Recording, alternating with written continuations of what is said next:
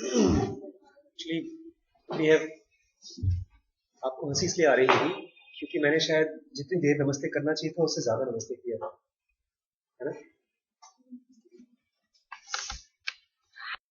मैंने आपके साथ नमस्ते जो किया है, मैंने आंख बंद किया, हाथ जोड़ा और तब तक मुझे आवाज आई नमस्कार। इस तरफ से आई थी आवाज। फिर कुछ बच्चे वहां से हंसे। मुझे थोड़ा सा कॉन्शियस फील हुआ। मैं काफी सालों से बच्चों के साथ बात करता हूँ, लेक्चर देता हूँ, इसलिए मुझे खाली कॉन्शियस फील हुआ। मेरी हार्ट बीट नहीं बढ़ी। अगर शायद आप मेरी जगह आप हो और आपको लेक्चर देना पड़े, मेरी जगह आपको लेक्चर देना पड़े तो स्टेज पर नहीं बहुत बार फादर बुलाते हैं या कोई भी बुलाता है तो डर लगता है ना। और उस केस में ऐसा लगता है जैसे इतने ढेर सारे लोग देख रहे हैं, लोग क्या सोचेंगे। तो कोई भी चीज जो आप करते हैं वो नॉर्मल और नेचुरल नहीं होती। आप यहाँ पर ज्यादातर लोग ऐसे लोग बुलाए गए हैं जो किसी एक सब्जेक्ट में लुढ़क गए हैं, फेल हो गए हैं। आप लोगों को लगता होगा कितनी कितनी गंदी चीज है। आप नहीं, आप तीनों किसी और कारण से बैठे हैं यहाँ पे, आप अपने कारण से बैठे हैं। आपके लिए गंदी चीज होगी, शर्म वाली चीज होगी, बट मेरे लिए आप भी लकी हैं और मैं भी लकी हूं। बिकॉज 2 दिन पहले जब मैं क्लास में गया, बच्चों से पूछा कि आप लोगों को आना है, तो एक बच्चे ने पूछा सर मैं नहीं आऊंगा। मैंने कहा नहीं आप क्यों सर, आप वो कौन बच्चे जा रहे हैं? मैंने कहा खाली वो बच्चे जा रहे हैं जो फेल हुए। तो, सर मैं फेल नहीं हुआ। तो कुछ चीजें मुझे बतानी है, कुछ चीजें आपको सुननी है। ये आपकी किस्मत है और मेरी किस्मत है। आप इसको शायद बदकिस्मती की तरह देखते होंगे कि आप फेल हो गए इसलिए आपको बुलाया गया, लेकिन अगर आप यहां नहीं होते तो क्या कर रहे होते क्लास में? बहुत बहुत गहरी चीज कर रहे होते। कल एक मैम के पास दीदी गई, उनको बोला कि मैम लिस्ट है, बच्चे को बुलाना है। तो मैम ने गुस्से में बोला बैठो चुपचाप, वहां जाके सुधर जाओगे बहुत ज्यादा, सिट डाउन। मैंने बाद में उनसे नमस्ते नमस्ते किया, फिर मुझे लगा बेचारी परेशान होंगी वो, इसलिए ऐसा किया होगा ना। आपको पता है टीचर्स नाराज क्यों होते हैं? स्पेशली आपके स्कूल के टीचर्स तो बहुत ही ज्यादा नाराज होते हैं। कोई गेस? कोई गेस? सर टीचर की बुराई हम नहीं करेंगे सर, बुराई नहीं, I am asking you genuinely the reason why they are upset. 24 घंटे वो लोग नाराज ही रहते हैं ना। एक आध टीचर को छोड़ के बाकी सब का टेम्परेचर हाई रहता है ना? क्यों?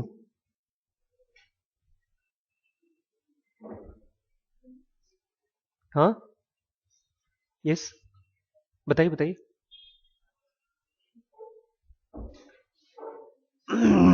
अमृता आप बताओ, यहां पर डॉन बॉस्को में टीचर्स नाराज या परेशान क्यों रहते हैं? मैम ने आपको कल एक तरह से डांटा था, फिर शाम को एक और मैम आई थी, वो भी डांट के चली गई। क्यों क्यों क्यों? उनको लगता है, उनको सुपीरियरिटी कॉम्प्लेक्स है कि जो हम हैं हम ही हैं, हम हैं। यस,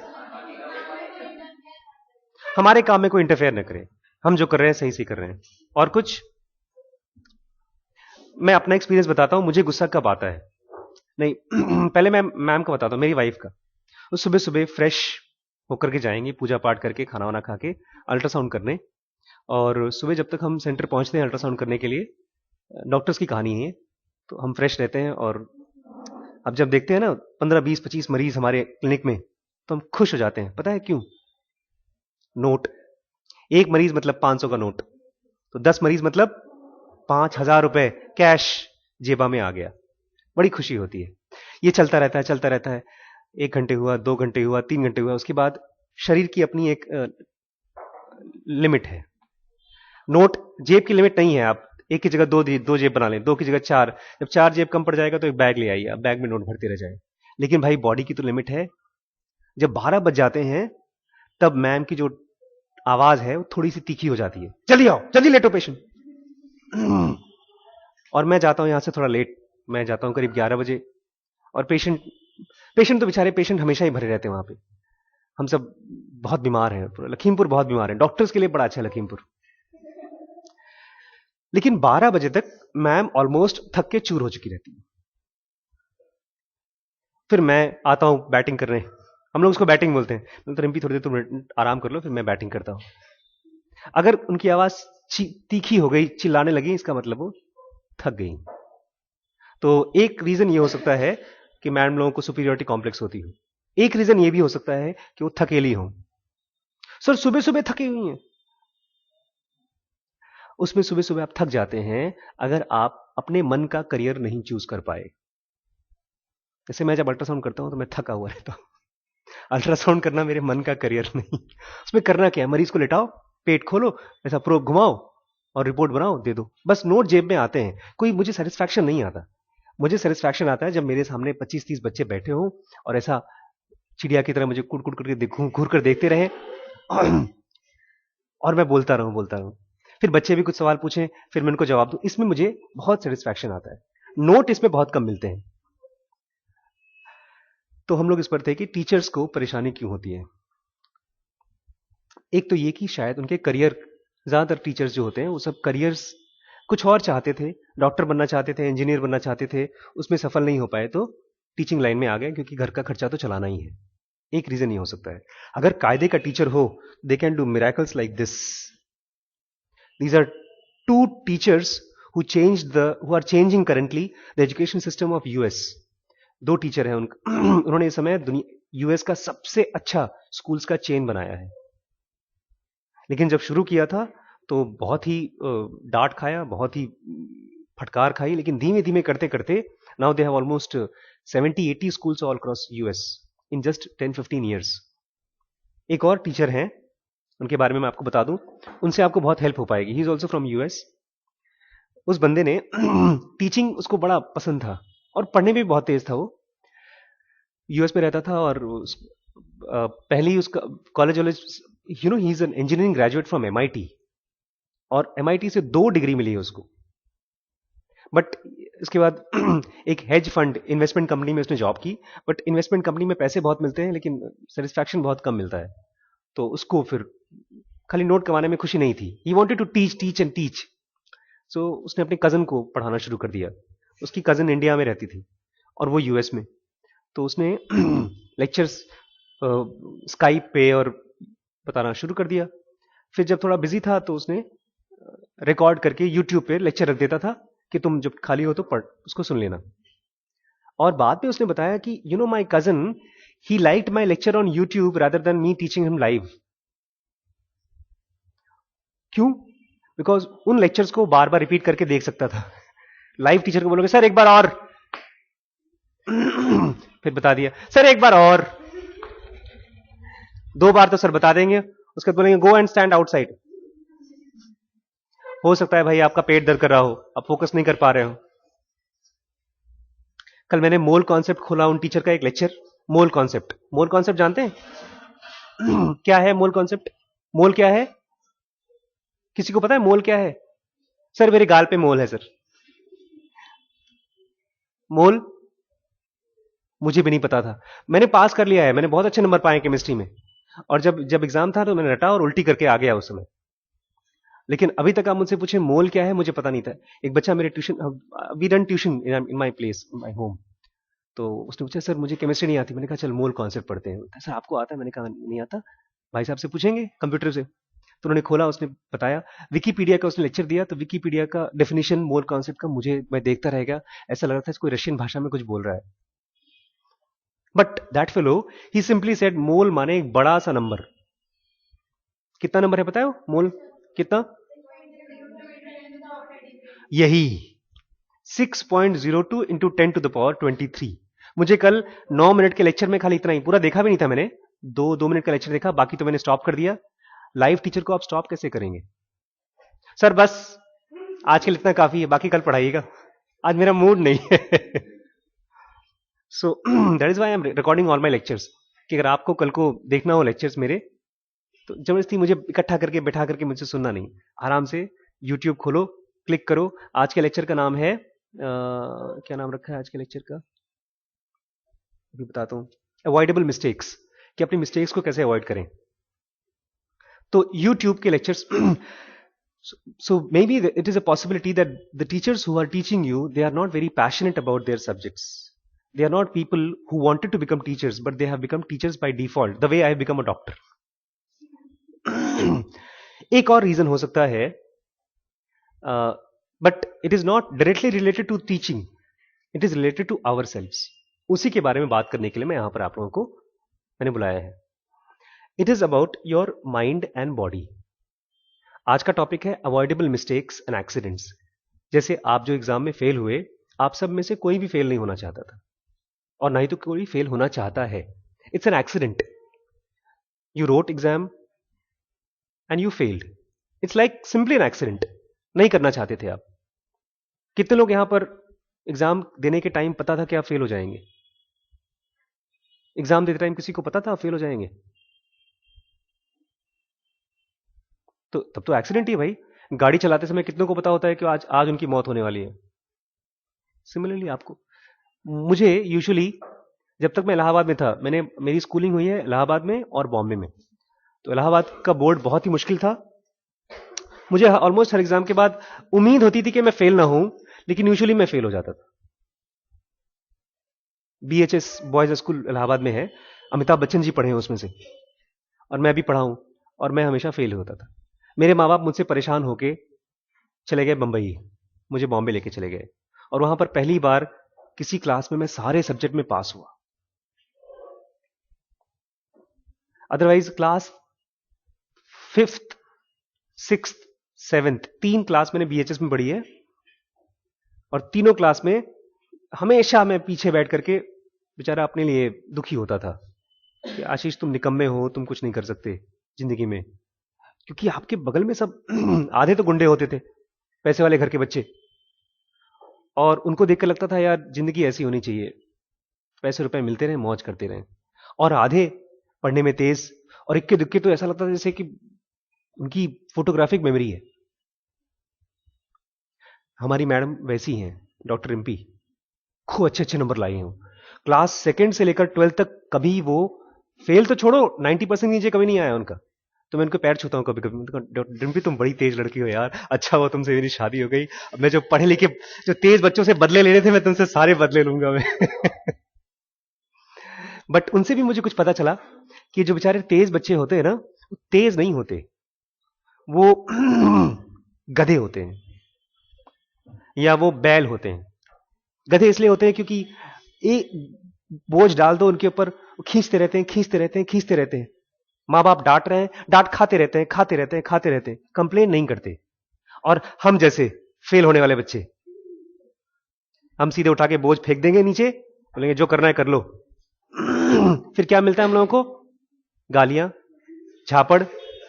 उससे फिर होता क्या है, धीमे धीमे हमारा रवैया उनके लिए नेगेटिव हो जाता है, और हम इम्यून हो जाते हैं. क्या हो जाते हैं? इम्यून. जानते हैं क्या होता है इम्यूनिटी? कोई डॉक्टर? इम्यूनिटी पता है? Yes yes. इम्यूनिटी मतलब कोई बीमारी आ रही है तो आप उसके लिए प्रोटेक्ट, उसको रोक सकते हैं. आप जो पोलियो की वैक्सीन लेते हैं, 2 बूंद पोलियो का, उसमें होता क्या है? उस पोलियो के ड्रॉप में दवाई नहीं होती, पोलियो की ही बैक्टीरियाज होते हैं, वायरसेस होते हैं, बट उनको थोड़ा कमजोर कर दिया जाता है, और फिर वो बॉडी में जाती है, और उसके खिलाफ हमारी बॉडी एंटीबॉडी बनाती है. इसको बोलते हैं इम्यूनिटी. तो हमारे घर में क्या होता है, आपने नंबर थोड़े कम लेकर आए, तो आपके पापा ने डांट दिया. तो डांट से, अब डांट को आदमी बर्दाश्त नहीं कर सकता, एक आम आदमी डांट बर्दाश्त नहीं कर सकता, वो रोएगा. लेकिन उसको पता है यार जिंदगी जीनी है, और रो करके टीवी नहीं देख सकते, रो के खाना नहीं खा सकते. तो हमारा माइंड उसके लिए एक एंटीबॉडी बनाता है. वो कैसे बनाता है? अरे यार छोड़ना, क्या ये फेल नहीं हुए होंगे, मुझे डांट रहे हैं, कुछ तो देखा है मैंने, खुद पढ़ते पढ़ते तो है नहीं, काम भी नहीं कुछ करते, किस्मत अच्छी है नौकरी लग गई गवर्नमेंट की, बात करते रहते, मुझे डांट रहे हैं, समझा रहे हैं. ये एक इम्यूनिटी है टुवर्ड्स दैट डांट. फ्यूचर में जब वो डांटेंगे आपको, दोबारा आप फेल हो गए, दोबारा आपको डांट पड़ रही है. इस बार आपको रुलाई नहीं आती, क्योंकि इस बार आपके मन में क्या चल रहा है? डांट लो, क्या क्या. और उसके बाद दोबारा डांटते हैं तो आपका माइंड और ढेर सारे एंटीबॉडी बना चुका रहता है। चुप रहो पापा जी। एक मैं उस दिन गया था वहां पर बाल कटवाने के लिए, तो मेरे पीछे 2-3 लोग खड़े होकर बात कर रहे हैं। उसमें से बोलता है मेरा लौंडा तो पढ़ता ही ना है। बड़े गर्व से बात कर रहे थे। अब पता है क्या बोलता है? बोलता है ज्यादा धमकी दोगे पुलिस कंप्लेंट कर दूंगा। अमेरिका में और इंग्लैंड में पुलिस कंप्लेंट कर दिया जाता है मां बाप के ऊपर अगर छूते हैं बच्चों को तो। और वो बड़े गर्व से बोल रहे थे। उनको पता नहीं है कि ये वही बच्चे हैं जो बुढ़ापे में यहां पर गोला में 2 हफ्ते पहले एक बच्चे ने अपने बाप को खून कर दिया क्योंकि उसने अपनी प्रॉपर्टी उसके नाम से नहीं करने के लिए मना कर दिया था। गुस्सा आया होगा।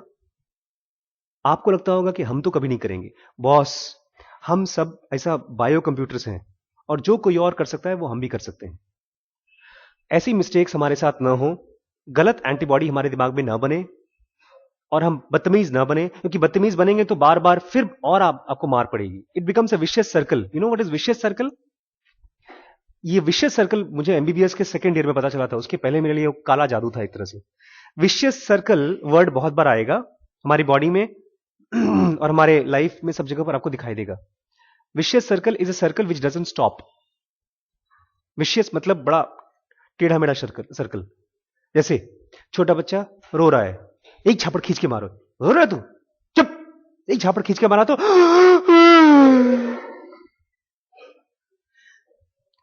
अच्छा और रो रहा है, और झापड़ खींच के मारो तो वो चुप होगा नहीं। ये विशियस सर्कल है। ऐसी टीबी की बीमारी के साथ एक विशियस सर्कल है। अभी 1-2-3 महीने पहले हमारे डैडी के फ्रेंड है, he is a mechanical engineer in Dubai. उनका बेटा 10th क्लास में टीबी से मर गया। टीबी की इतनी इलाज है हमारे पास है। क्यों मर गया? बिकॉज उसको हो गई थी एक खास तरह की टीबी। उसका नाम है multi drug resistant TB, MDR TB. जैसे हमारे अंदर इम्यूनिटी होती है, ऐसे ही वायरसेस भी बहुत इंटेलिजेंट होते हैं। वो भी दवाई के प्रति इम्यूनिटी ले आते हैं। ऐसे स्ट्रेप्टोमाइसिन मान लीजिए टीबी के बैक्टीरिया को मारता है, तो टीबी का बैक्टीरिया अपना जरा सा चेंज कर लेगा केमिकल स्ट्रक्चर, तो स्ट्रेप्टोमाइसिन उसके ऊपर काम नहीं करेगा। और अगर आप स्ट्रेप्टोमाइसिन दे रहे हैं तो वो बढ़ता जाएगा बढ़ता जाएगा बढ़ता जाएगा। ये खास तरह की स्ट्रेन है, इसीलिए टीबी यहां पर। तो इसमें हमारी गलती क्या है? पेशेंट्स की कॉम्प्लायंस। पेशेंट्स को आपने दे दिया भाई 1 हफ्ते में दवाई खाना है, पेशेंट को लगा यार दवाई भाई कड़वी है नहीं खाएंगे, तो जरा सा दवाई खाया आपने और फिर वो दवाई ने उसके खिलाफ अपनी एक स्ट्रक्चर तैयार कर ली कि उसको नहीं आएगी, उसको असर नहीं पड़ेगा इन दवाई से। हम क्या कर सकते हैं कि हम दोबारा फेल ना हो, या हमारा माइंड फेल होने पर डिप्रेशन में न जाए, पढ़ाई में मन लगे। ठीक है, इसके बारे में बात करना है मुझे। पुअर सोल शेक्सपियर की किताब में से लिया गया है। पुअर सोल, प्यारी बेचारी आत्मा, the centre of my sinful earth, fooled by those rebel powers that the array. तुम्हारे अंदर में जो पावर है उससे तुम भटक जाते हो।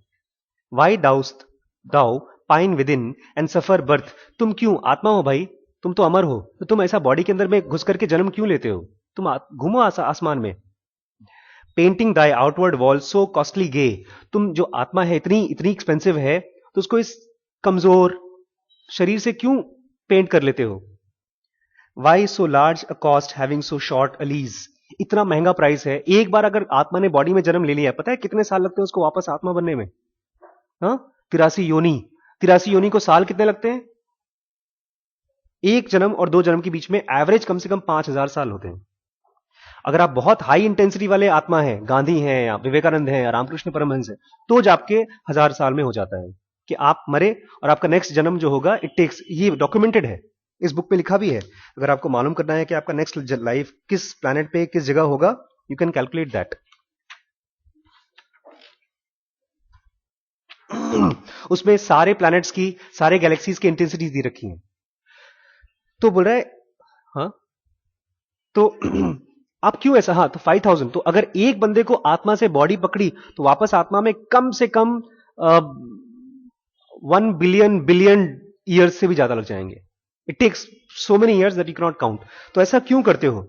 Thou upon my fading mansion spend, कि तुम बर्बाद करते हो। You should not do such things. It's a पाप, इट्स अ सिन। पाप, आप में से किसी ने पाप किया है कभी? भैया ईसा मसीह ने भी पाप किया था, वो बोलता है ना कि पत्थर वो फेंके, कहानी है ऐसा, सुना है? ईसा मसीह ने कब बोला था कि मैंने पाप किया है? पहला पत्थर वो फेंके जिसने कभी कोई पाप ना किया हो। याद है? एक बार एक प्रोस्टिट्यूट थी, उसको गांव वाले पत्थर मार रहे थे। हाँ, पिक्चर में दिखाते हैं, वो रियल में भी हुआ था।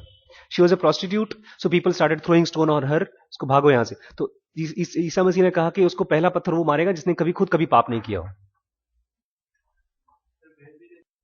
या तो आप पास होंगे मैथ्स में या तो फेल होंगे। पास होंगे तो खुश हो जाएंगे, उसमें कोई दिक्कत नहीं। फेल हो जाएंगे तो आपको इसी क्लास की जरूरत पड़ेगी, इसलिए पढ़ते रहते हैं। ठीक है। पाप, अगर मैथ्स की कॉपी में फेल हो गए तो क्या होगा? पाप। किसको किसको लगता है कि मैथ्स की कॉपी में फेल होना पाप है? पाप है? कौन फेल हो जाएंगे आप? पक्का है?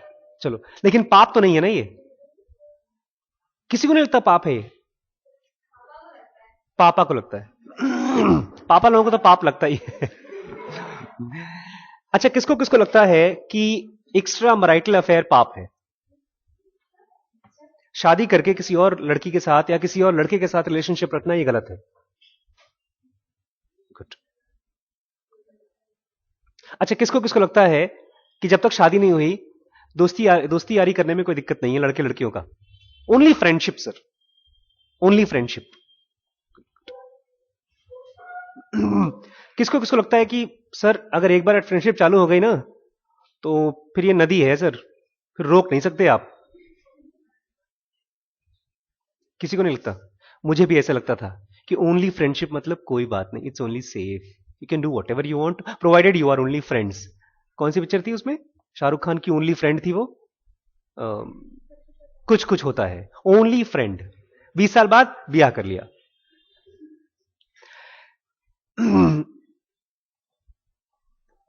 आपके बॉडी में ब्रेन में 4 सेंटर्स होते हैं, आई, ई, एस और एम। कुछ पता है इसके बारे में? आई सेंटर होता है इंटेलिजेंस सेंटर। जो मैं बोल रहा हूं आपको सुनाई दे रहा है और आपके ब्रेन में उसकी एक समझ आ रही है। इसको क्या बोलते हैं? आई सेंटर और इंटेलिजेंस सेंटर। ये कौन सा कलर है? ये कौन सा कलर है? कैसे पता? Because of I centre. इसके अंदर लिखा क्या है? इसके अंदर लिखा है work hard and be nice, और इसके अंदर लिखा है story of success if you want to become successful. कौन सी किताब पढ़ेंगे आप? Work hard and be nice या स्टोरी ऑफ सक्सेस? अरे झूठ मत बोलो यार, मैं भी पहले इसको पढ़ता। हाँ भाई, पहले पैसा कमाएंगे, एग्जाम में नंबर अच्छे लाएंगे, पढ़ाई वढ़ाई तो करते रहेंगे बाद में। ये जो सेंटर है दिस इज ई सेंटर। क्यों सक्सेस हम चाहते हैं? Because we want to enjoy our lifes. आज छोटी टीवी है तो बड़ी टीवी देखना चाहते हैं। बड़ी टीवी में भी वही दिखाया जाएगा, उसी में रोएगी सास, उसी में बहू उसको गाली देगी, लेकिन छोटी टीवी में मजा नहीं आता सास जब गाली देती है तो। बड़ी टीवी में ज्यादा गाली देगी तो ज्यादा मजा आएगा। ऐसा है भी, क्योंकि बड़ी टीवी में जब आप देखेंगे तो आपके वो जो सीन है it will be more pixels.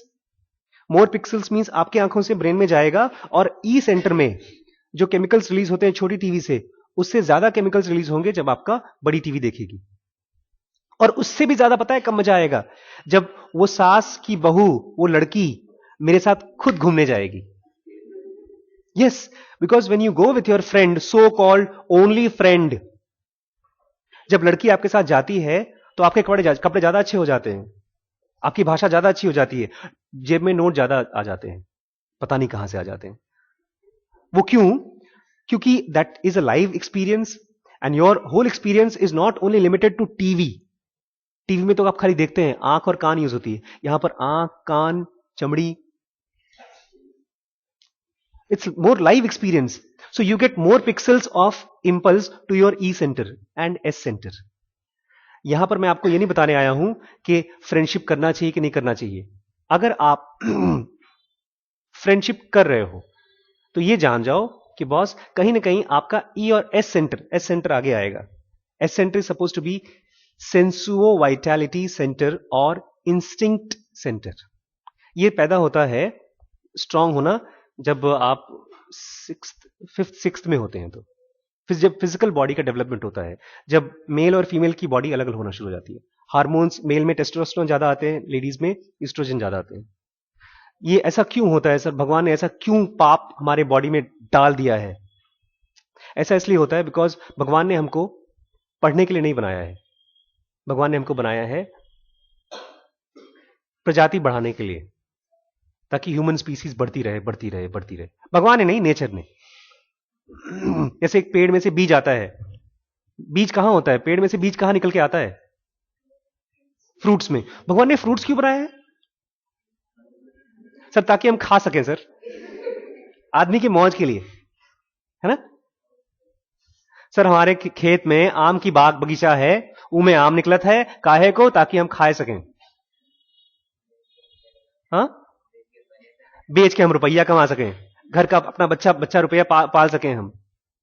नहीं, नेचर के लिए एवरीथिंग इज फॉर ग्रोथ। पता है पाकिस्तान, सॉरी, वो मुस्लिम्स होते हैं कुछ वहां पर अफगानिस्तान में और तालिबान में, लोग क्या बोलते हैं? बोलते हैं दुनिया में सब कुछ हमारे लिए बनाया गया है। मच्छर से लेकर ऊंट, ऊंट से लेकर कुत्ता, कुत्ते से लेकर सब कुछ हमारे लिए बनाया गया, आदमियों के लिए, ताकि उसको काट काट के हम खा सकें। भाई सांप खाते हैं चाइना में, अच्छा डेलिकेसी, मतलब सांप इज सपोज टू बी, जैसे आप काजू की बर्फी हमारे यहां या रसगुल्ला, वो स्पेशल दिन पकाया जाता है। हाँ, ऐसा है। सो ये हमारे आई centre, E centre, S centre, इनकी आपस में केमिस्ट्री चलती है। आई है 2, ई है 4 और एस है 8। हमारे ब्रेन में आई सेंटर की मात्रा कितनी है? 2, ई, एस। इसका मतलब क्या है? जैसे ही मेरे सामने एक ऑपोजिट सेक्स का बंदा आएगा, मेरी आंखें में खाली आई सेंटर नहीं रहेगा, उसमें ई और एस सेंटर की एक्टिविटी बढ़ जाएगी। It's like magnet coming in presence of iron. जो मैग्नेटिक, आप देखा है अपने मैग्नेट का वो जो वो होता है कंपास, वैसे तो नॉर्मली काम करता है, लेकिन जैसे ही कहीं आसपास में मैग्नेट होता है, इट बिकम्स डिस्टर्ब्ड। ऐसे हम भी हो जाते हैं। मैं एक बहुत समझदार लड़का हूं, क्लास में एक लड़की आ गई, बाकी सब लड़के हैं, अचानक से मेरा मैग्नेट जो है डिस्टर्ब हो जाता है। पढ़ाई में बड़ा मन लग रहा था। एक बार जॉनी लीवर ने एक जोक कहा था, बोलता है हॉस्पिटल में जो मरीज होते हैं सांस ले रहे हैं लंबी लंबी, और एक सुंदर सी नर्स गई, बोलता है 2 मिनट के लिए क्या हो गया भाई, तुम्हारी रुकावट के लिए खेद आ गई तुम्हारे सांस फूलने में। But it happens physiologically. Lakhimpur में ऐसा कल्चर नहीं है कि आप रात को 8 बजे लड़कियां बाहर निकल सकें, बट लड़कों को भी कल्चर नहीं है ऐसा। सुबह 6 बजे हमारे यहां एक आंटी आती है, she is 80 year old, sorry not 80, she is 50-60 के बीच में है। 6 बजे दिन हो जाता है और थोड़ा गर्मियों का टाइम था। शी वॉज कमिंग और 3 बच्चे लड़के, यही होंगे उम्र 20-21 साल के, बाइक पर आए, उनको पकड़ा मेन रोड पर। पुलिस का थाना उससे हार्डली 50 कदम होगा। पकड़ करके उनके कान के कुंडल खींचकर उनको धक्का देकर भाग गए। She was crying, not because उनका खाली कुंडल चला गया, उसके लिए तो रो रही थी, पर उनको बेइज्जती बड़ी हुई कि बताओ इतना अंधकार है। Then she came, she was crying, मैंने उनको बिठाया, चाय पानी पिलाया, then we try to do FIR भी नहीं हुआ। ये आपको लगता होगा सर झूठ बोल रहे हैं, आपके साथ या हमारे साथ ऐसा नहीं हो पाएगा, क्योंकि जब हम रात को निकलते हैं तो हमको लगता है ऐसा वैसा नहीं हो पाएगा हमारे साथ। किसको लगता है कि सर हमारे साथ कभी ऐसा नहीं होगा? हो सकता है यार, किसी के साथ भी हो सकता है, एक्सीडेंट तो किसी के साथ भी हो सकता है। उसको अवॉइड कैसे करें? उसको अवॉइड एक ही चीज से कर सकते हैं, आप इस वर्ड को लिख लीजिए, it's a very important word.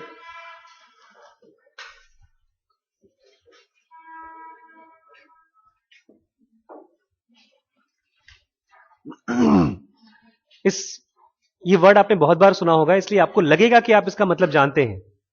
This word is called awareness, AWARE, aware, NESS, आपकी जागृति, being aware, awareness about anything and everything, and most important awareness of your leakage.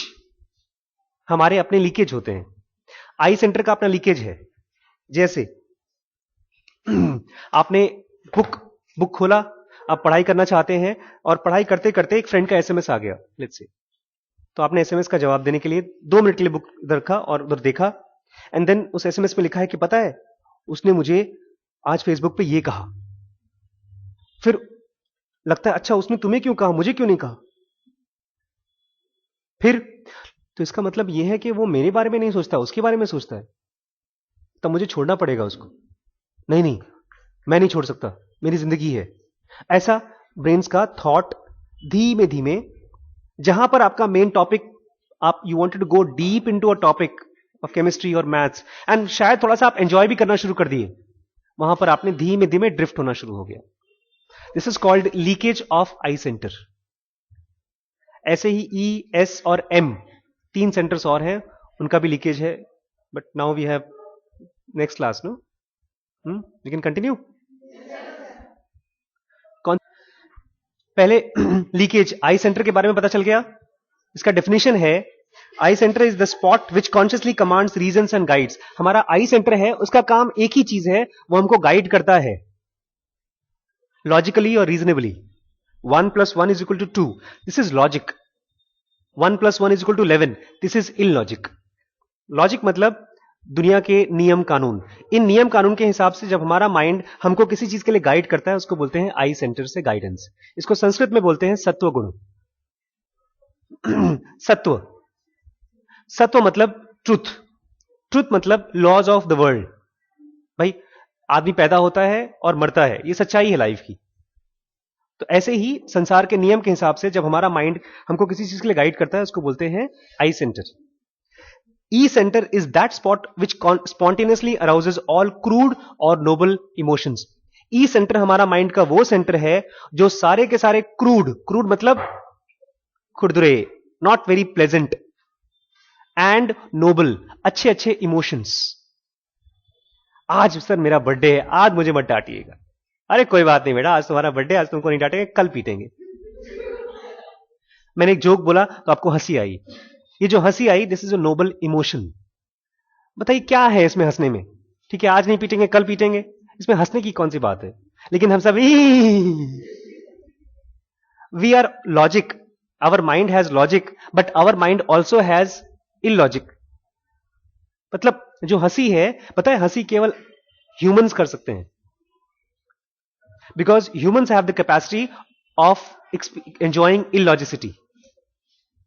तो इलॉजिसिटी मतलब आपके बॉडी के अंदर में खुशी और दुख, इसका डेवलपमेंट होना। अभी एग्जाम में नंबर मिलेंगे आपको तो रोना आएगा, दुखी होंगे आप। This is E centre.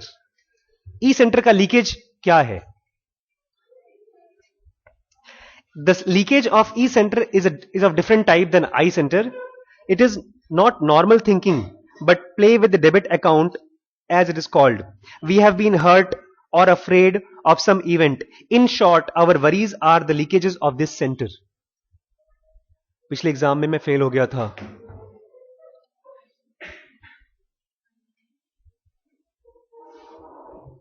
दिमाग काम नहीं कर रहा है, बस दिल ही काम कर रहा है। एक बच्चे ने कल फेसबुक पे मुझसे बोला, सर प्लीज पांडे सर ना मेरे पापा को बता देंगे कि मैं फेसबुक पे बैठता हूं। मैंने कहा बेटा आप मुझसे क्या चाहते हो? सर प्लीज कुछ बताइए सर, क्या करूं? मैंने कहा पापा को बता दो सर, मैं खुद ही फेसबुक पे बैठता हूं। पांडे सर बताएंगे तो ज्यादा मार पड़ेगी, खुद बताओगे तो थोड़ा कम मार पड़ेगी, और थोड़ा झूठ बोल देना। उसने कहा कैसे? बोलना सर पापा 5 मिनट के लिए बैठा था, पांडे सर को पता चल गया, अब उसी में धमका रहे हैं मुझे, आप तो मेरे हो, वो तो दूसरे हैं। ऐसा कुछ करके मस्का उसका मारो उनको। बट नहीं सर, आप प्लीज सर कुछ कायदे की बात बताइए। It was logical. मैं अपने पापा मम्मी को ऐसे बेवकूफ बनाता था। कोई अगर मेरी बुराई करने वाला है मेरे पेरेंट्स से, तो उस बुराई को, मैंने बहुत बड़ी गलती की है, तो छोटा सा करके जाकर खुद पापा मम्मी को थाली में सजा के दे दो। पापा पता है कल क्या हुआ था? मैं एग्जाम देने गया था और मैं कॉपी भूल गया था, और टीचर ने मुझे इतना मारा, लेकिन कोई बात नहीं, टीचर है, गुस्सा तो आता ही है। और फिर मेरा दिमाग भी काम नहीं कर रहा था, फिर मैंने एग्जाम दिया और जरा सा फेल हो गया, तो उन्होंने बहुत गुस्सा किया। कल आपको बुलाएंगे, आप चले जाइएगा। माँ बाप इतने बेवकूफ नहीं थे, इसलिए उनको मालूम पड़ जाता था। बट ई सेंटर का जो लीकेज है, दैट इज योर फियर्स। आपके पुराने जो भी फियर हैं, जैसे अभी वो बच्ची खत्म हुई नहीं, गुप्ता, आयुषी, शी डाइड ना, she is the daughter of mister Gupta, the owner of Ashirwad hotel. She was Don Bosco, quite young सी बच्ची थी, तो उसके भाई ने एक बड़ी सी पोएम लिखी है, and people, many people are sad. तो जो सैडनेस है ये ई सेंटर का लीकेज है। एनिमल्स को नहीं होता। एनिमल्स को उनका कोई अगर साथ का मर जाए तो 2-3 दिन में वो भूल जाते हैं, लेकिन ह्यूमन बीइंग को होता है, because we are not only physical bodies, we are also mental body. तो ई सेंटर का लीकेज क्या है? Our worries, our fears. इसको रोकते कैसे हैं? By writing. The moment you write your fears, it becomes I centre activity. It becomes, दिमाग में कोई कंप्यूटर में प्रोग्राम चल रहा है, आपने उसको ऑब्जर्व करना शुरू कर दिया। It becomes your awareness. And key to avoiding accidents is awareness. Eye centre का लीकेज कैसे रोकते हैं? आप पढ़ाई कर रहे हैं, ड्रिफ्ट हो गए, ड्रिफ्ट हो गए, ड्रिफ्ट हो गए, and then suddenly you became aware. अरे आशीष भाई कहां पहुंच गए तुम? आई सेंटर का लीकेज रोकने का एक छोटा सा एग्जांपल बताता हूं, बिकॉज ये बहुत कॉमनली होता है हम लोगों के साथ ना। इसी को बोलते हैं आप कॉन्सेंट्रेशन की कमी। ये झूठी कहानी है, बट इसमें से हम सीख सकते हैं कुछ। एक बार विष्णु जी से नारद जी ने कहा, भगवान आप इतने अच्छे हैं और मैं आपका भक्त हूं और मैं आपके सिवा कुछ सोच ही नहीं सकता। It's so difficult to think something else beside you, then why can't human beings can do it? वो क्यों आपके बारे में याद नहीं करते, आपको पूजा पाठ नहीं करते? तो नारद भगवान ने कहा, विष्णु ने, अरे यार ठीक है, छोड़ो, वो बेचारे आदमी है, तुम तो परमात्मा के भक्त हो, कोई बात नहीं, बहुत प्यास लगी, थोड़ा पानी ले आओ। तो नारद जी गए गंगा जी के किनारे, वहां से पानी निकाल के आ रहे थे, तब तक से वहां पर एक सुंदर सी लड़की जा रही थी और उसने पूछा, आप कौन? आप कोई साधु महात्मा लगते हैं। उसने कहा, हाँ तुम्हें कुछ बात करनी है? उसने कहा, मुझे भगवान के बारे में बात करनी है। तो बहस करना शुरू कर दिया, भगवान नहीं होते, उन्होंने बताया होते हैं, खूब खूब लंबी चौड़ी बहस हो गई। उन्होंने डिसाइड कर लिया, नहीं मैं उसको पक्का रियलाइज करा के रहूंगा कि भगवान होते हैं। उन्होंने कहा उसने कहा, आप इतने अच्छे से बात करते हैं कि मुझे आपसे शादी करने का मन कर रहा है। तो उन्होंने डिसाइड किया, अगर शादी भी करनी पड़े तो शादी भी कर लूंगा मैं। Then he went and married. Sir किताबों में तो लिखा नहीं कि नारद की शादी हुई थी, इस मेरी कहानी में तो हुई थी। शादी कर ली, बच्चे हो गए उनके, शादी के बाद बच्चे ही होते हैं। फिर एक दिन बच्चा थोड़ा सा बड़ा हुआ तो बोलता है, पापा पापा मुझे आपके कंधे पर बैठ करके घोड़ा घोड़ा से खेलना है। घोड़ा घोड़ा खेल रहे थे और तब थक गए थे बेचारे बहुत ज्यादा। तो शाम को बारिश होना शुरू हुई और आंधी तूफान आया और बाढ़ आ गई। सब बचाने के चक्कर में थे, वो उनका बच्चा बहा जा रहा है वहां पर, उनकी बीवी वहां बही जा रही है, उसको बहुत दुखी हो रहे हैं, रो रहे हैं। तब तक से सब कुछ रुक गया और जो बीवी थी वो भगवान विष्णु बन गई। बोला, और भूल गए मेरे बारे में? It was all illusion created by God. तो ऐसे बेचारे आदमी लोग भूल जाते हैं। बट वो सब कहानी में हुआ क्या? Suddenly when it all disappeared, he just became aware कि हाँ यार ऐसा भी हो सकता है। तो आप अगर ड्रिफ्ट हो रहे हैं, आप खाली ये अवेयर हो जाएं कि बॉस मेरा जो मेन सब्जेक्ट है ये उससे अलग है, इतना खाली मालूम पड़ जाए आपको, your concentration will start increasing. मैं किताब पता है क्यों ले जाता हूं अपने साथ? 24 घंटे जहां भी जाता हूं 2-3 किताब चिपकाए रखता हूं ऐसा, चाहे पढ़ूं चाहे ना पढ़ूं, ताकि मैं गया हूं कहीं पर कुछ बातचीत चल रही है, मेरे सामने किताब पड़ी है, तो मुझे अचानक से अवेयरनेस आ जाए, अरे आशीष भाई ये किताब तो पढ़नी है अभी तुम्हें। ये हम लोग का नियम है, कहीं पर भी जाओ किताब रखे रहो अपने पास, पढ़ो ना भी तब भी किताब रखो अपने पास। It creates an awareness. ठीक है, इंपल्स आती है ना आपकी, आप जब किताब देखोगे तो किताब में से कुछ पिक्सल्स आपके आंख में से आपके आई सेंटर में जाएंगे। आपके सामने किताब ना हो, एक वीडियो कैसेट रखा हो दिन में या डीवीडी रखी हो फिल्म की, तो आप देखेंगे उसको, ना भी चाहेंगे तभी देखेंगे। जैसे टीवी का जो वो आता है एडवर्टाइजमेंट, वो हम कैसे सामान खरीदते हैं, 2 बार 4 बार 10 बार 20 बार 50 बार 100 बार आपको दिखा देता है। तो अब जब शॉप में जाते हो तो आपका वो टीवी का एडवर्टाइजमेंट ब्रेन में रिकॉर्ड हो चुका होता है। तो जब आप देखते हैं तो आपको लगता है अरे यार एक तो लोकल ब्रांड है, एक अच्छा ब्रांड है, ये तो उससे अच्छा होगा ही। क्यों? क्योंकि 250 बार दिमाग देख चुका है, वो रिकॉर्ड हो चुका है यहां पे। Even if it is not very good, तब भी आपको लगेगा कि वो अच्छा है। So, if you have these kinds of books or you're writing your drifts, then you will be aware of your drifts. And the moment you are aware of something, you become controlled or your concentration increases.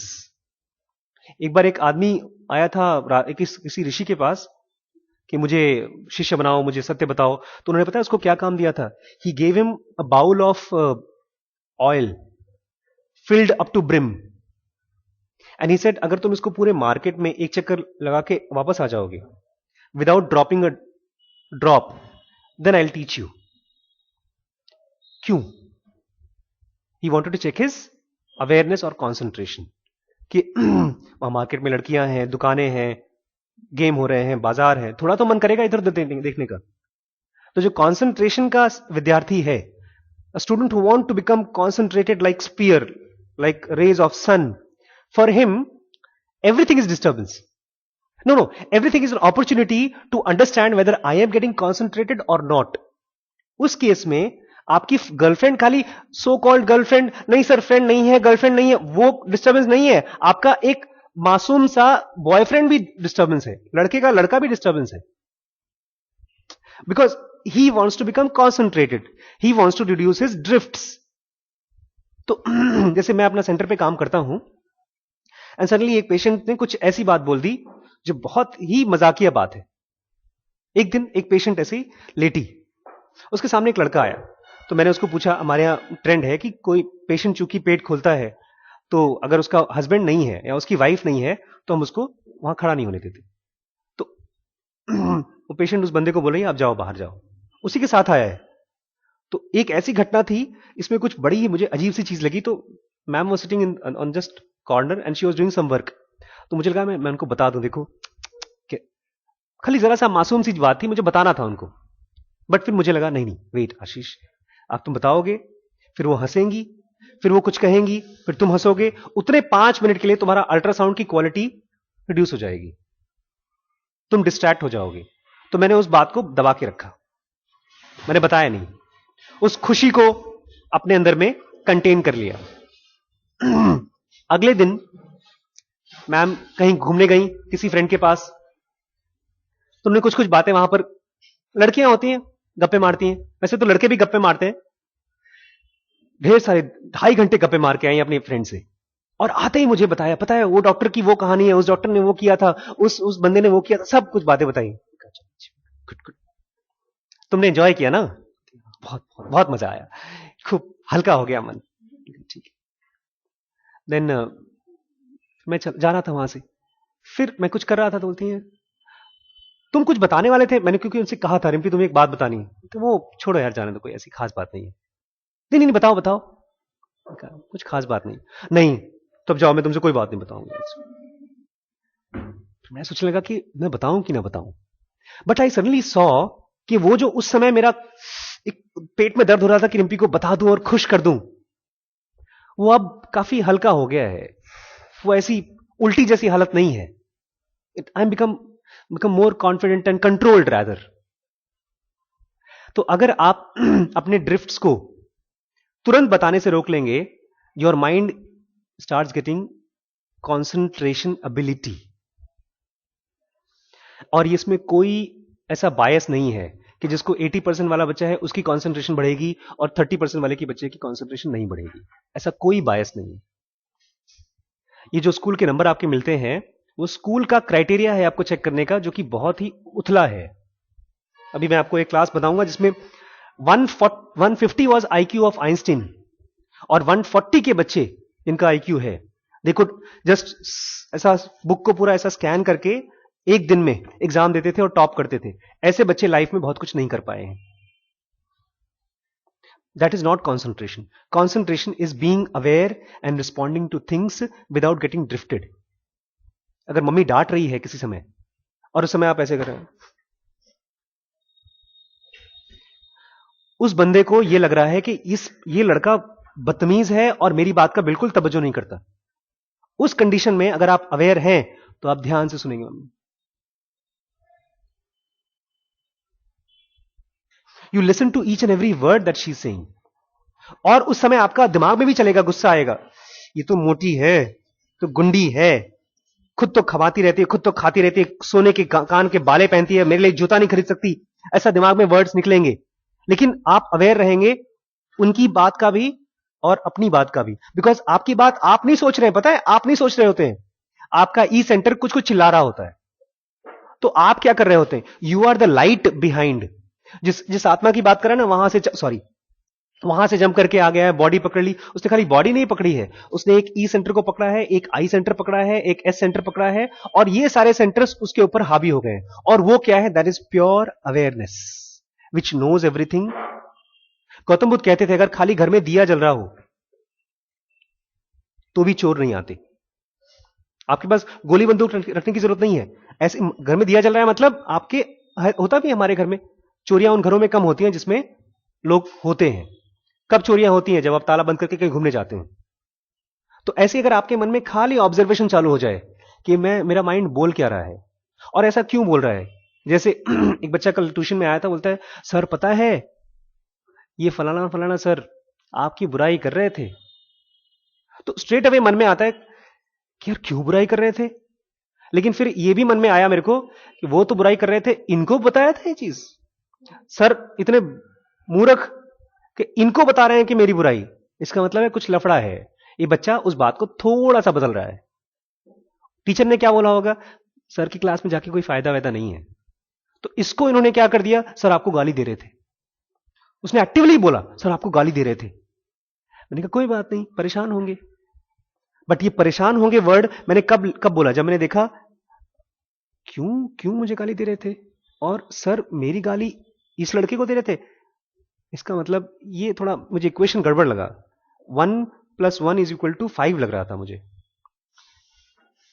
Teacher जाकर के father को बोले तो 1+1=2 लगता है, लेकिन teacher बच्चे को बुलाकर बोले तुम जानते हो डॉक्टर आशीष शुक्ला कुत्ता है। क्यों?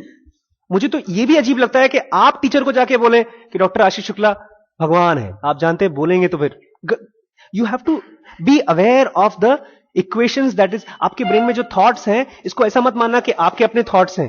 These are not your own thoughts, these are the thoughts of I E, आपस में कुछ कुछ करते रहते हैं और हम सब उसी से परेशान रहते हैं। उनको शांत करने का और कंसंट्रेशन बढ़ाने का तरीका है ऑब्जर्वेशन या तो awareness.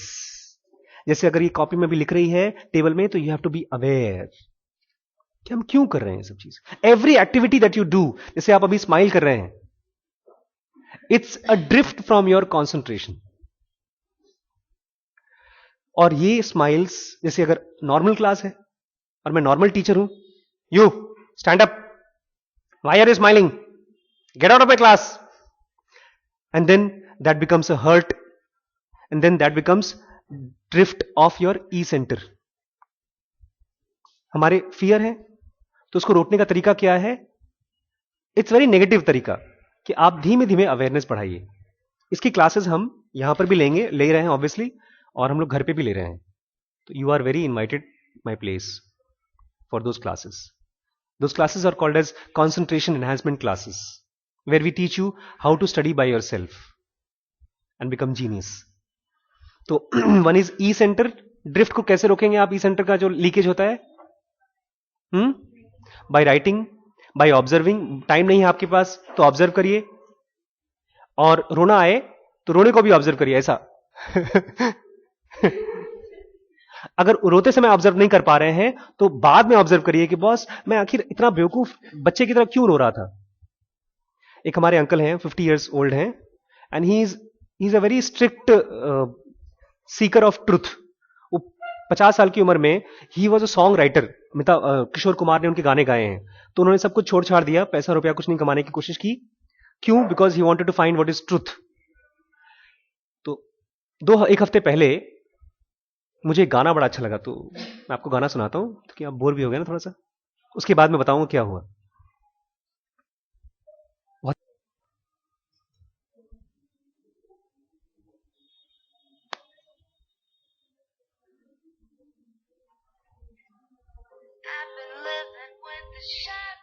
Sorry sorry.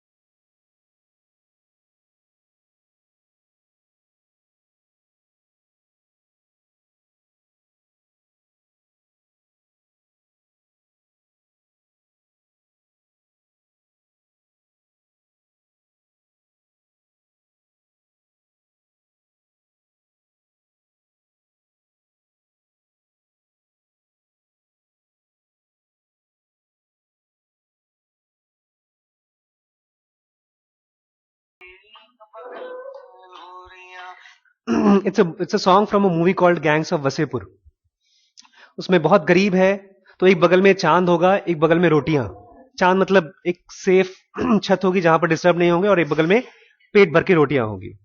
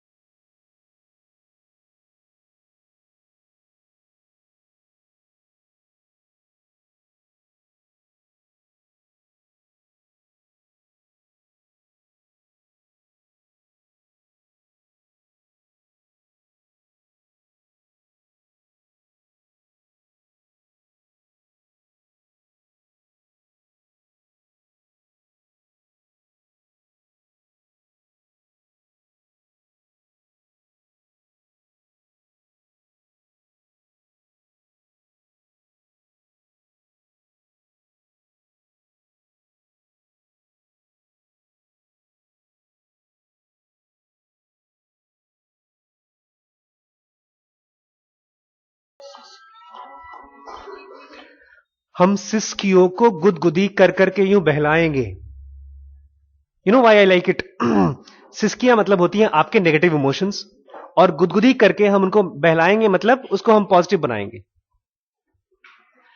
This is an art which we are trying to teach you, कि जो आपका यहां पर दुख है, परेशानी है, आप डांट खाते हैं यहां पे स्कूल में, आप घर पे डांट खाते हैं, इसलिए आप पढ़ाई में बोर हो जाते हैं.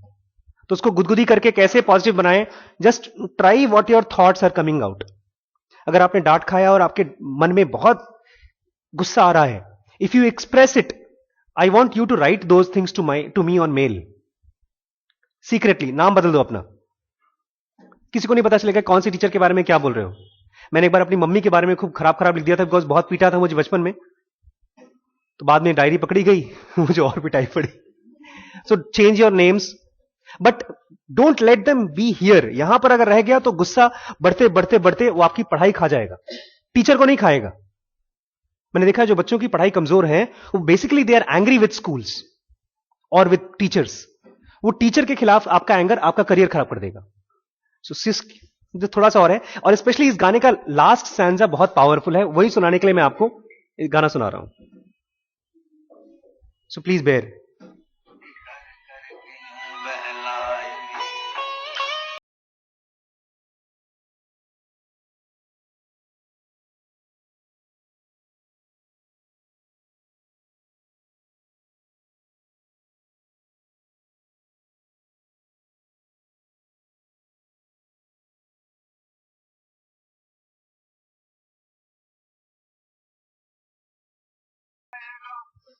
अम्मा तेरी सिसकियों पे कोई रोने आएगा. इस सीन में एक बच्चा है, एक औरत का, वो शायद बच्चा मर गया था या उसकी मां मर गई थी. तो वो बोल रहा है तू चिंता मत कर, तेरी सिसकियों पे कोई रोने आएगा, तेरा कोई अपना आएगा तुझे प्यार करने वाला, तेरे ऊपर भरोसा करने वाला.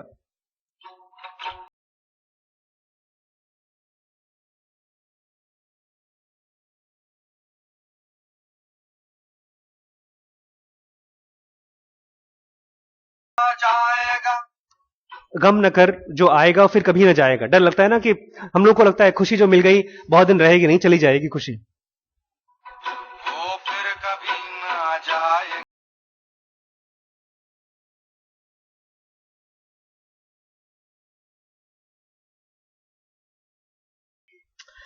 यहां पर ये लाइन है, ये लाइफ के लिए है, कि याद रख कोई अनहोनी नहीं तू लाएगी. अनहोनी मतलब एक्सीडेंट्स, जैसे वो जो बच्ची मरी, दैट्स एन अनहोनी. लाएगी तो फिर कहानी और कुछ हो जाए, लाएगी तो फिर कहानी और कुछ हो जाएगी. मेरे जीजा जी 35 साल के थे और बहुत अच्छी जॉब करते, करीब 1 सवा लाख की जॉब करते थे, और उनका छोटा सा एक्सीडेंट हुआ. पार्टी में गए थे, वापस आए और हेलमेट नहीं पहना हुआ था, गिरे, थोड़ा सा ब्रेन में हेमरेज हुआ, थोड़ा सा ब्रेन में हेमरेज बढ़ते गया, वो हफ्ता 2 हफ्ते आईसीयू में, 3 हफ्ते, 6 हफ्ते, 2 महीने, 6 महीने, ऑलमोस्ट 45-50 लाख रुपए खर्च हुए, and then he was like 80 kilo. When he died after 6 months, he was 20 kgs. We wanted him to die because his whole of the body was not working. And Didi's life now is almost 10 years behind because जो 1 लाख की salary सीधे 0 हो गई. तो ये कह रहा है अगर लाइफ में अनहोनी हो जाएगी तो फिर कहानी और कुछ हो जाएगी.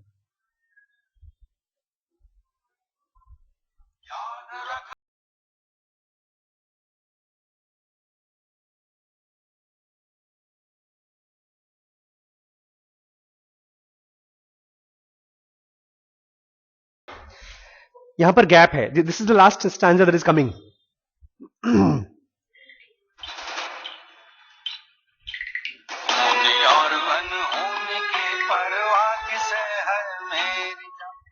Now is become confident because life ने उसको धक्का दिया है, पेन दिया है, और बोला है होनी और अनहोनी की परवाह किसे है मेरी जान.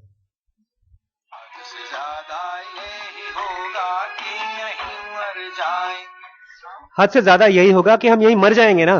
Now is become not afraid, he is more confident.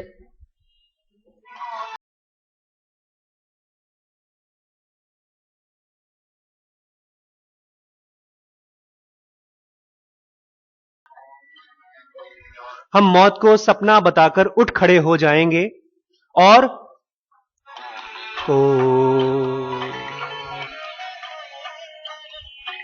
होनी को दिखाकर पिघलाते जाएंगे और होनी को ठेंगा दिखाकर खिलखिलाते जाएंगे.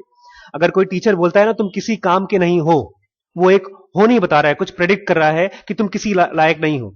तो लाइफ भी अगर आपको दिखाती है कि आप कुछ नहीं कर पा रहे हो, तो बोलता है हम होनी को भी ठेंगा दिखा देंगे और कुछ न कुछ करेंगे लाइफ में. बिकॉज अल्टीमेटली हमारे लाइफ में हम क्या करेंगे ये कौन डिसाइड करता है? हम. करते बाकी लोग कुछ भी कर लें, बट रहेगा तो अल्टीमेटली मेरे हाथ में. मैंने एक बार सुसाइड करने की कोशिश की है, नहीं 3 बार. एक बार तो मरते मरते बच गया, और एक बार मेरे घर में मेरे बहुत अच्छे मतलब मेरे छोटे भाई की वाइफ ने अपने आप को मार डाला है. एक बार मतलब एक ही बार मार सकती है, she is dead. But the whole family is now at that is almost 6-7 years बैक. तो होनी को ठेंगा नहीं दिखा रहे हम लोग, बट होनी चली गई है, अनहोनी भी चली गई, and I am sitting here in front of you talking to you all happily. Your careers will not depend upon what your teachers say. It will not depend upon what your marks are. It will not depend upon anything else but what you want it to become. ठीक है? Failure marks से failure नहीं बनता है. आदमी ई और आई और S centre की नेगेटिविटी से फेलियर बनता है. आपकी मार्क्स से अगर मन में विचार आ रहा है कि ठीक है यार कोई बात नहीं, आया तो कोई बात नहीं, तब यू कैन सक्सीड. और अगर आपकी मार्क्स से ये आ रहा है कि यार भाड़ में जाए टीचर, मुझे कोई फर्क नहीं पड़ता, then you have already failed. Because वही टीचर आपको हेल्प करेगा कल को पास होने के लिए. वही आपका गार्डियन है. या तो आपको फेल कर देगा, उसको मालूम पड़ जाएगा कि आप उसको उसका रवैया आपकी तरफ अच्छा नहीं है. उसको कभी फील ना होने दे टीचर को कि तुम भाड़ में जाओ, ऐसा नहीं फील होने देना है. ठीक है आपकी मजबूरी थी सर, आपने फेल कर दिया, कोई बात नहीं, थैंक यू. जैसे नहीं क्रिकेट में होता है, आउट कर देते हैं एम्पायर, ठीक है किस्मत है मेरी, हम फिर से ट्राई करेंगे. कितनी बार किस्मत धोखा देगी. एक लास्ट छोटी सी कहानी बता के फिर मैं आपको छोड़ूंगा. जितने भी दुनिया में आउटलायर्स हुए हैं, बड़े बड़े लोग, महान महान लोग हुए हैं, सबको किस्मत ने टेस्ट किया है. और टेस्ट छोटा मोटा टेस्ट नहीं किया है, बहुत ही बड़ा बड़ा टेस्ट किया है. कुछ कहानियां आपको पता है लेकिन आपको गलत तरीके से बताई गई है. जैसे गणेश जी की कहानी आपको मालूम है कि उनका सर काट दिया गया था. हाँ लेकिन ये कहानी बड़ी माइथोलॉजिकल है, जादू चमत्कारी है, सर काटा फिर नया सर लगा दिया. लेकिन ऐसे ही एक सज्जन थे, उनका नाम था विक्रमादित्य. नाम सुना है विक्रमादित्य का? उनको भी लाइफ ने टेस्ट किया था, एंड ही बिकेम, उनके हाथ और दोनों पैर कट गए थे. ये कहानी बहुत फेमस नहीं है, but later on he survived and he became very famous king. तो क्यों आप फेल हो रहे हैं? खाली आपकी नहीं पढ़ाई का कारण नहीं है, there are so many factors about it. घर के कल्चर, घर में टीवी है, दादा दादी है, पापा मम्मी है, बुक्स फट गए, चोरी हो गया, कुछ कुछ हो गया. There are so many reasons why you fail. But if you pass, say thank you to God and go and study. And if you fail, say still thank you to God and then try to study. और जहां कहीं फंसते हैं, मेरे घर पे आ जाइए. You are invited.